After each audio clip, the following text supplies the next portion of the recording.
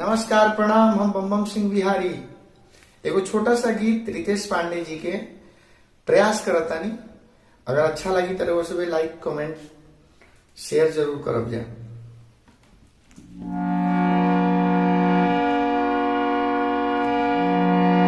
जितना रोवले बाड़ू हमके रोआवे खातिर, कि जितना रोवले बाड़ू हमके रोआवे खातिर, काश तनिका सरोवले होई तू पावे खातिर।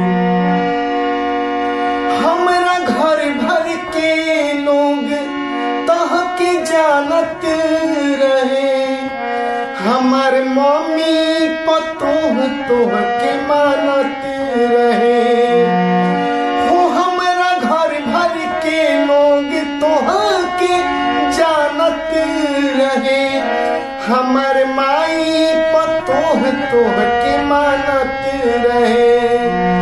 कि जितना रोवले बाड़ू हमके रोआवे खातिर, काश तनिका सरोवले होई तू पावे खातिर।